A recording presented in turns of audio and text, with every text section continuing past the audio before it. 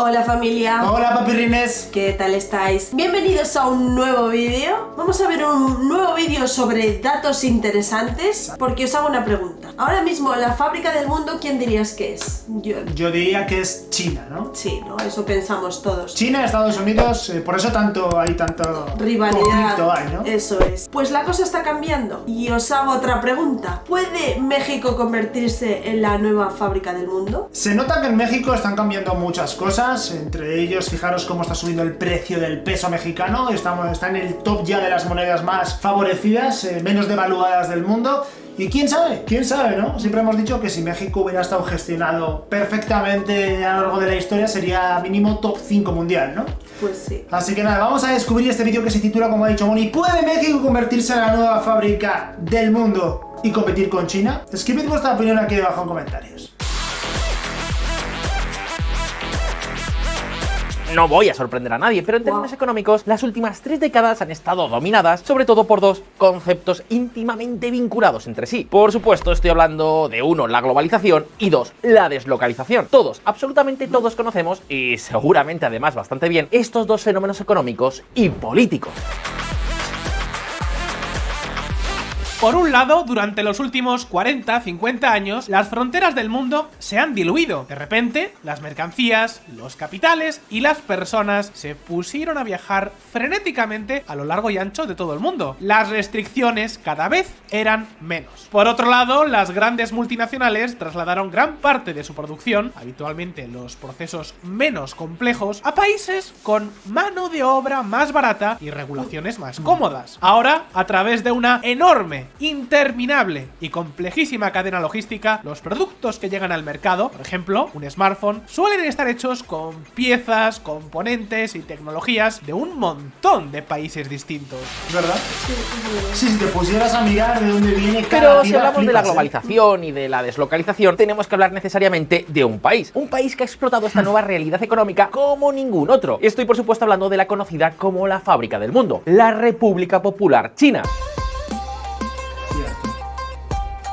Que no viene de Y China, motivos ¿no? no faltan. Cerca del 30% de toda la producción industrial del planeta Tierra pasa precisamente por este país. China se ha convertido en una gigantesca potencia económica e industrial gracias a este sistema económico. Durante años y años, las multinacionales de todo el mundo se han instalado en el gigante asiático tanto para producir como para intentar hacerse hueco en su descomunal mercado con casi 1.400 millones de consumidores potenciales. Sin embargo, stop un momento, porque ahora este proceso se está frenando en seco. Las tensiones comerciales entre China y Estados Unidos no han parado de crecer en los últimos años, y la llegada de Trump a la Casa Blanca marcó un antes y un después. Siempre hay ansias de poder. En febrero del 2018, la potencia norteamericana comenzó una guerra comercial que supuso que para diciembre del 2019 cerca de 250.000 millones de bienes de producción china pasaron a estar sujetos a un arancel del 25%. Es verdad. Unos aranceles que ahora la administración Biden ha decidido mantener, al tiempo que ha introducido nuevas restricciones al comercio tecnológico con el gigante asiático. Las cosas van de mal en peor. Las imágenes de Xi Jinping estrechando lazos con Vladimir Putin o las constantes amenazas sobre Taiwán han sido algo así como la gota que ha colmado el vaso. Las tensiones en Taiwán obligan a las multinacionales a replantearse el riesgo de China. Queridos amigos, amigas, sí, la globalización echa abajo muros fronterizos, pero ahora estos están volviendo a emerger. Y ni siquiera hablamos únicamente de China. Gracias a la economía globalizada, países como Corea del Sur o Taiwán, entre otros muchos, también se han convertido en proveedores absolutamente claves para Occidente. Es verdad, no me acordaba de ese dato del que En el caso de Taiwán, por ejemplo, hablamos de una isla donde se producen los semiconductores más avanzados del planeta. Chips absolutamente necesarios para las empresas tecnológicas y militares de Estados Unidos, desde Apple hasta la Lockheed Martin. Porque, por si no lo sabíais, Taiwán, o mejor dicho, la industria de chips taiwanesa, juega un papel importante en la producción de equipos como el F-35. Pero, entonces, ¿qué podría ocurrir si, por ejemplo, un buen día Pekín decidiera bloquear Taiwán? ¿Y si China finalmente decidiera invadir la isla? ¿Qué ocurriría con las cadenas de suministro? Y además, si algo así se produce, simplemente las tensiones entre China y Estados Unidos siguen creciendo, ¿cómo tendrían que reaccionar las multinacionales? ¿Qué pasaría con el riesgo geopolítico? ¿O con simplemente el riesgo reputacional? ¿Deberían acaso abandonar China? Se está pensando mucho en las posibles alternativas hasta llegar a ¿qué haremos en caso de que haya una guerra? ¿Debemos cerrar nuestras operaciones en China? ¿Cómo podemos mantener nuestro negocio y superar posibles bloqueos? George Woodke, director de la Cámara de Comercio de la Unión Europea en China. Es evidente, la invasión rusa de Ucrania lo ha cambiado todo. Ha sido, por así decirlo, toda una bomba de relojería. Lo que antes se consideraba impensable, ahora se percibe como posible e incluso como probable.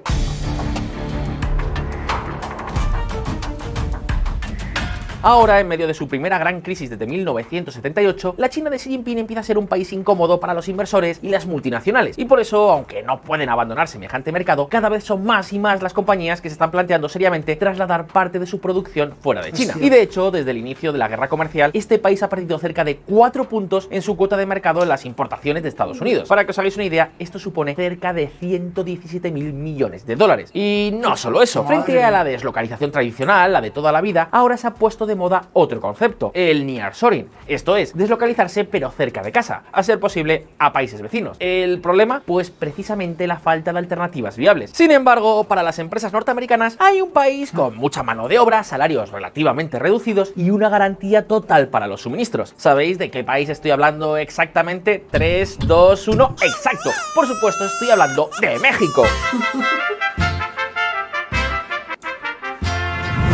La década mexicana. Pese a todos los problemas, que no son precisamente pocos, como la violencia, el narcotráfico o la corrupción generalizada, lo cierto es que la economía mexicana ha mejorado mucho, y esto no ha sido algo fortuito. Todo comenzó en 1965, cuando se puso en marcha el conocido como Programa de Industrialización de la Frontera.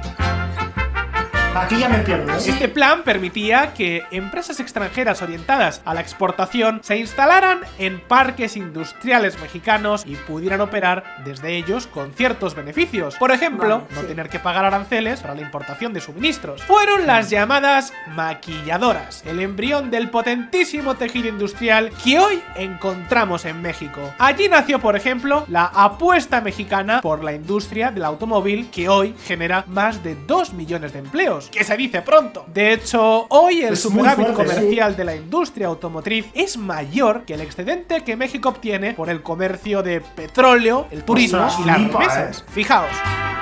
¿Cómo? Pero más allá del plan de 1965, encontramos otros dos momentos clave, los dos grandes puntos de inflexión de la economía mexicana, que además fueron casi consecutivos. El primero de ellos tuvo lugar a comienzos de la década de los 80, cuando el país decidió dejar atrás el proteccionismo y apostar por un nuevo modelo económico. Desde entonces, este país se ha convertido en uno de los más globalizados de todo el mundo. Ha firmado acuerdos de libre comercio con más de 40 países. Precisamente, uno de ellos y el segundo gran punto de inflexión fue, por supuesto, el acuerdo de libre comercio con Estados Unidos y Canadá. Este acuerdo entró en vigor en 1994 y desde entonces las exportaciones mexicanas han pasado de representar el 12% del PIB al entorno del 40%. Hoy México es un importantísimo productor de automóviles, piezas aeroespaciales y dispositivos médicos. Empresas como la General Motors, Boeing, Bombardier, Kia, Lego, Rolls-Royce, la de los motores de aviones, entre otras muchas, ya tienen enormes factorías en este país. Y ojo que hablamos ni más ni menos que del sexto mayor productor de tecnología de todo el mundo y la tercera economía que más inversión extranjera recibe en el sector aeroespacial. Poca broma. Fijaos cómo han cambiado las cosas. Qué fuerte, ¿eh? Y eso que no está contabilizado de Tesla ya, ¿eh? Por supuesto, las relaciones con la economía estadounidense son la gran protagonista de toda esta historia. Para que os hagáis una idea, el comercio bilateral entre Estados Unidos y México ha crecido una tasa media anual de más del 8% durante los últimos 28 años. Y ojo, porque lejos de frenarse, esta dinámica parece cobrar cada vez más y más y más velocidad. En 2022, por ejemplo, las exportaciones mexicanas al norte de la frontera se estima que crecieron cerca de un 20%. Sí, muchas veces en Estados Unidos se habla de la frontera sur como una especie de gran problema. Sin embargo, siempre se olvida su característica más importante de todas. Cada minuto, $1 millón de productos comerciales atraviesa esta frontera en un sentido u otro. Insisto, cada minuto. Hablamos de casi 1.500 millones de dólares diarios. ¡De locos! Madre mía, qué locura de datos en realidad, ¿eh? Muchas grandes empresas de Estados Unidos se instalan en México para hacer algo muy similar a lo que otras hacen en China. Esencialmente, el esquema es el siguiente. Los diseños y los componentes más avanzados los importan de Estados Unidos y de países como Japón, Taiwán o Corea del Sur. Luego, en México, terminan de dar forma al producto, lo ensamblan y más tarde lo exportan de vuelta al vecino del norte. Está cerquísima. Así es, perfecto todo. Esa ¿no? es básicamente la idea inicial. Claro que luego, con el paso del tiempo, muchas empresas comienzan a realizar también actividades mucho más complejas. Y eso explica por qué este país es precisamente el segundo gran proveedor de los Estados Unidos, tan solo por detrás de China. Y ojo, porque ni siquiera está tan lejos. Mientras que el peso de China en las importaciones de Estados Unidos se ha reducido del 27 al entorno del 22%, el de México se ha mantenido estable en el entorno del 16-17%. En otras palabras, que se habla mucho de China, pero México es casi tan importante para los Estados Unidos como el gigante asiático. ¿Sorprendidos? Pues, queridos amigos, amigas, echad el freno porque lo mejor podría estar aún por llegar. ¿Recordáis lo que hemos dicho de la crisis de la globalización y de la nueva moda del nearshoring? Pues bien, aquí México se lleva la palma. Está al lado. Sí, simplemente por cercanía, ¿no? Claro. Para la industria de los Estados Unidos, este país tiene muchísimas ventajas. Por ejemplo, es una enorme fuente de mano de obra relativamente joven y bien preparada. Tiene fáciles conexiones por carretera y ferrocarril, un acceso comercial privilegiado y, para colmo, los costes laborales medios ya son más bajos que la mismísima China. Sí, me habéis escuchado perfectamente. Más bajos que la mismísima China. Fijaos. Eso no está tan Además, bien, ¿eh? aparte de la frontera de Ya. Estados Unidos, México tiene también salida tanto al Océano Pacífico como al Océano Atlántico. Esto quiere decir que tiene una posición privilegiada, ya que puede importar Claro. fácilmente componentes de A Asia, de cualquier Estados lado Unidos del o de Europa mundo. al mismo tiempo. Y aún más, ¿sabíais que México es el octavo país del mundo que más ingenieros gradúa cada año? ¿Sabías que enviar un Ostras. contenedor de México a Nueva York lleva menos de 5 días, mientras que enviarlo desde Hong Kong o Shanghái puede suponer hasta 40? Es decir, en otras palabras, que si le damos una vuelta a México parece con mucha diferencia el destino predilecto para la producción de las compañías norteamericanas. Ahora bien, ¿qué No, implicaciones totalmente. puede tener realmente la moda del nearshoring para México? ¿Realmente podemos decir que estamos ante toda una oportunidad? ¿O no es más que uno de esos conceptos que se ponen de moda, pero que a la hora de la verdad no valen para nada? Si hay tanto inversor es por algo. Pues, ¿queréis un dato? En 2021 los inversores estadounidenses pusieron ya más dinero en México que en la propia China. Además, según estimaciones del Ostras. Bank of America, También si estaba México cerrada apuesta China. decididamente por este proceso, sus exportaciones podrían crecer un 30% durante los próximos años. Hablamos de más de 150.000 millones de dólares de nuevas exportaciones cada año. Por supuesto, eso supondría millones de empleos y muchísima riqueza, que ahora están al alcance de la mano. Xi Jinping ha creado una enorme grieta de la que ahora México puede aprovecharse. Claro que un momento, porque desgraciadamente no todo es tan bonito. México parece estar a las puertas de una nueva era dorada. Si se hacen bien las cosas, podríamos llegar a hablar incluso de la década mexicana. Ahora la economía de este Flipa, es país verdad. podría fácilmente crecer por encima del 5 o incluso el 6% cada año. Sin embargo, también es posible que la oportunidad se termine perdiendo, o al menos no se le saque el máximo provecho. Y ¿sabéis qué? Mucho ojo, porque eso es exactamente lo que podría ocurrir. Atentos. Con AMLO hemos topado. A ver, las ventajas de la economía mexicana parecen muy claras. Sin embargo, luego a la hora de la verdad las cosas no parecen carburar tan bien, o al menos no tan bien como sería lógico esperar. Por ejemplo, desde que diera comienzo la guerra comercial entre Estados Unidos y China, la cuota de mercado de México en las importaciones de Estados Unidos apenas cambió. La caída de China fue capitalizada fundamentalmente por otros países asiáticos. Fijaos. La mayoría de las ganancias han ido a ASEAN, India y Corea. Al menos, por ahora, los datos de penetración de las importaciones de Estados Unidos no apoyan la opinión de que México ha sido un beneficiario neto del nearshoring. Informe de VS. Y no solo eso. Desde el 2015 la inversión en capital fijo, esto es, en máquinas, fábricas, edificios, establecimientos, oficinas, etcétera, etcétera, dejó de crecer. Y desde el 2019, para colmo, se ha reducido. Además, su economía en los últimos años también ha sido una de las menos dinámicas de toda América Latina. Así que, digámoslo muy claro, esto supone un gran fracaso político. Pero El aquí mayor algo entonces impedimento no para que cuadra, México ¿no? desarrolle todo Porque su se está potencial como contradiciendo. alternativa china puede ser precisamente el propio México. Por ejemplo, el presidente actual es hostil a la inversión extranjera. Y de hecho, una de sus primeras decisiones cuando llegó al poder fue cerrar ProMéxico, una agencia gubernamental dedicada a promover la inversión extranjera en el país. No la reformó ni la puso deberes, no, la cerró. Luego, las infraestructuras tienen también enormes carencias, pero aún así el gobierno mira para otro lado y dedica buena parte de la inversión pública a proyectos de tan dudosa rentabilidad como el Tren Maya. Y por supuesto, titulares como estos no ayudan nada de nada. 12 de junio de 2022. México apunta a las empresas privadas, amenazando décadas de crecimiento económico.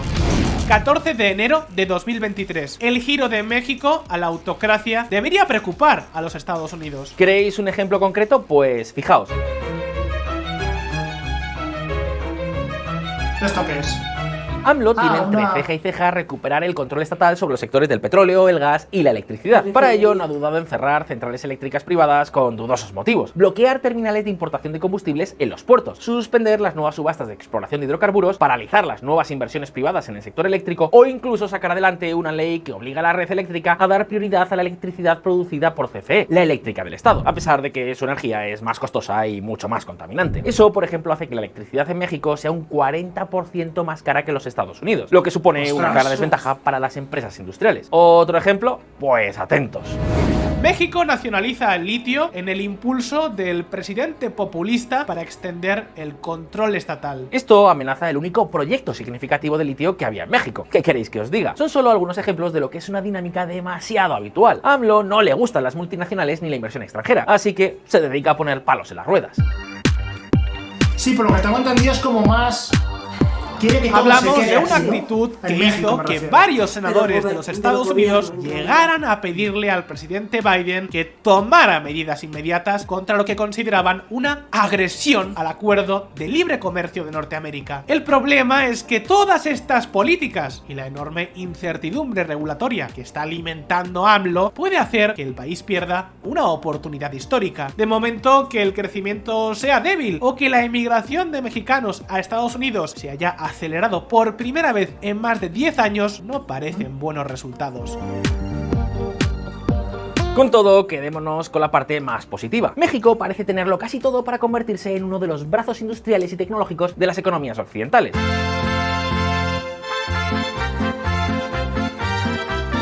Hoy por hoy los parques industriales del norte del país están a rebosar y cada vez más empresas se preguntan si sus próximas inversiones no tendrían que dirigirse precisamente al país del tequila, los tacos, los mariachis y el eterno verano. Si México hace las cosas bien, reduce la incertidumbre, mejora sus infraestructuras y favorece la inversión extranjera, la próxima década podría tener como gran protagonista mundial al mayor país hispano de todo el planeta. No me digáis que no molaría. Pero llegados hasta aquí, turno para ti. ¿Crees que México aprovechará esta oportunidad? ¿Será esta la década mexicana? ¿Qué crees que tiene que hacer exactamente el gobierno mexicano para impulsar todo este proceso? Déjanos tu respuesta en los comentarios y abramos debate. Ahora, si este vídeo os ha resultado interesante, no olvidéis darle a like y suscribiros a VisualPolitik si es que aún no lo habéis hecho. Una vez más, muchas gracias por estar ahí. Un saludo y hasta la próxima. Bueno, al final os hago yo esa pregunta a vosotros. ¿Vosotros creéis que México aprovechará esa oportunidad? ¿O estáis de acuerdo con que México aproveche esa oportunidad? Hombre, yo creo que todo lo que sea sumar... Claro, a ver, para que un país crezca, tienes que tener fábricas, mega empresas, o sea, ¿no? Es que... Inversión extranjera. Eso es. Y... Por muy top que sea el país, por mucha riqueza que tenga, creo que si no lo compensas con lo que te puede dejar el país, que obviamente en México sabemos que tiene absolutamente de todo, como ha dicho, litio, tiene petróleo, tiene riqueza de todo tipo, pero también tienes que saber explotar, como ha dicho, la inversión extranjera, ¿no? Claro, y las empresas, porque al final las empresas dan trabajo. Exacto. Y cuanto más empresas hayas, más trabajo de calidad va a haber y más oferta-demanda. Y mira lo que ha hecho, que México es uno de los países que más ingenieros licencia, ¿no? Y que más ingenieros prepara. Y es algo que estamos descubriendo en los últimos semanas, meses, con varios vídeos que hemos visto. Ejemplo, el que tanto hemos nombrado de Tesla, que vimos el otro día. Y al final eso habla muy bien también, ¿no? Claro, de México. eso es. Y luego... el petróleo está muy bien, pero no te puedes olvidar de la electricidad porque es el futuro también, ¿no? Y sobre todo de renovables, al final es el futuro, no contaminar. Entonces yo creo que ese punto tiene que estar también presente en los países, ¿no? Yo opino así. Exacto. ¿Qué opináis vosotros, papirrines? ¿Estáis de acuerdo, a favor de lo que ha hecho en este vídeo? ¿Vosotros tenéis otra visión? Dejádnoslo aquí debajo en comentarios, que ya sabéis que mientras sea con respeto, nos encanta leeros. Me encanta aprender con estos vídeos. En serio, te da como otra visión y no sé. Y datos que no conocías, ¿no? ¿Sí? Y te hace quedarte con la cosilla y ponerte ahí a investigar, ¿no? Como que te abre el cajoncillo ese del... Totalmente. ¿Cómo se diría? De la inquietud. De la curiosidad. Eso es, curiosidad. Nada más, que paséis excelente día y nos vemos mañana en un vídeo nuevo. Adiós, familia. Adiós, papirrines.